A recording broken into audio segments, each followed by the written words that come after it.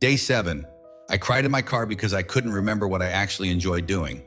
Day 14, I stared at a wall for 20 minutes and had the best idea I've had in years. Day 30, my brain completely rewired itself. I quit social media, YouTube, video games, junk food, and porn for 30 days. This is what happened to my brain. And why you need to do this too. Let me tell you how bad it got. I woke up one morning, grabbed my phone before my eyes were fully open, and realized I'd been scrolling TikTok for 90 minutes. I didn't even remember picking up the phone. I didn't remember a single video I watched. That's when it hit me. I wasn't controlling my brain anymore. My brain was running on autopilot, chasing hit after hit of cheap dopamine. So I made a decision. 30 days, complete dopamine detox.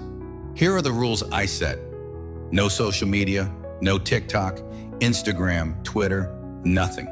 No YouTube unless it's educational and I take notes. No video games, no junk food or sugar. No porn or mindless scrolling of any kind. No music unless I'm actively listening, not as background noise. Basically, if it gave me a quick hit of pleasure without effort, it was out.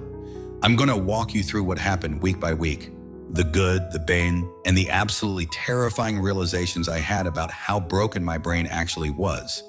Week 1 was absolute hell. Day 1 felt fine. I was motivated, excited even. I'm taking control of my life. Day 2, the craving started. My hand kept reaching for my phone, phantom vibrations. I'd unlock it, stare at the home screen, remember I deleted everything, and put it down. Then do it again 5 minutes later. I counted 147 times in one day. 147 times my brain screamed, "Give me dopamine," and I had to say no.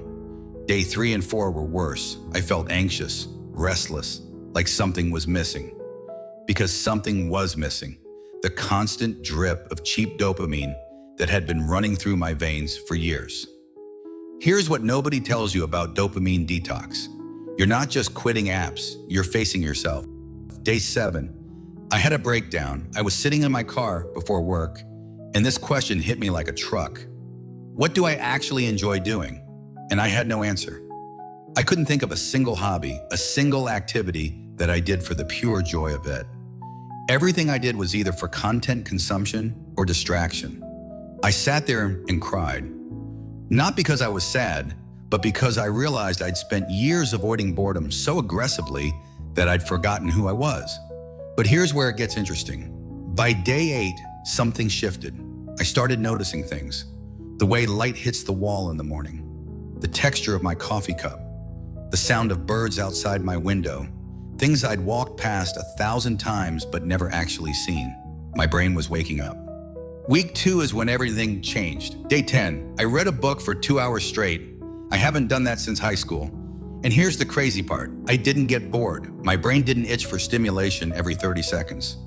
Day 12, I had a conversation with a friend where I actually listened. Usually when someone talks, my brain is already formulating my response or thinking about something else. But this time I was fully present, and the conversation was deeper than anything we'd had in years. Day 14, the wall incident. I was sitting on my couch with nothing to do, no phone, no TV, no distractions, just me and my thoughts. Normally this would send me into panic mode, but instead I just sat there. And after about 20 minutes of staring at the wall, my brain did something it hasn't done in years.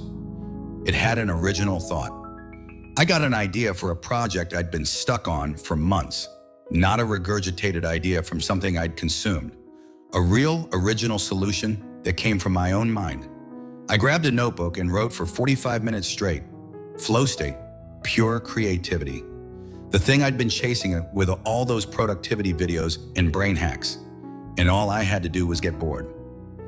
Here's what I learned. Boredom isn't the enemy. Boredom is where creativity lives. But we've trained our brains to avoid boredom at all costs.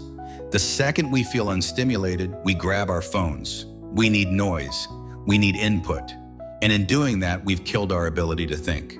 Week 3 is when I started feeling superhuman. My energy levels completely changed. I wasn't crashing at 2 p.m. anymore. I wasn't hitting snooze 5 times. I was waking up naturally at 6 a.m. and feeling actually rested. And here's why. I cut out sugar and junk food. My blood sugar wasn't spiking and crashing all day. My brain had stable energy instead of running on glucose roller coasters. Day 17, I went to the gym. Not because I had to, not because I was trying to hit some fitness goal, but because I had so much energy I needed to burn it off. The workout felt different too. Usually I'm distracted, watching videos between sets, checking my phone.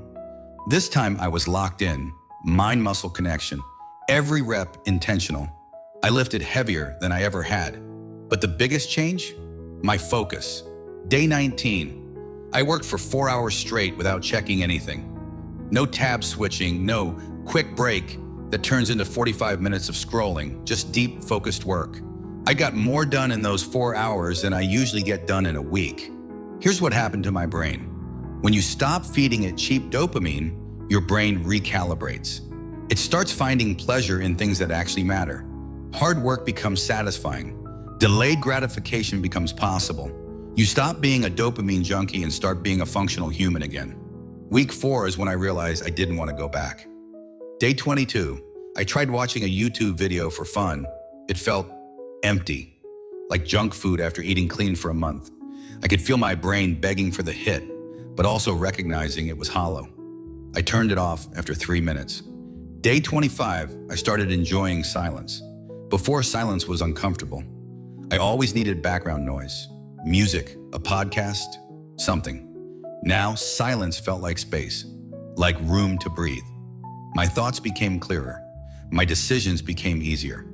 I wasn't second-guessing everything because I wasn't consuming 47 different opinions every day. Day 28, I had the best sleep of my life.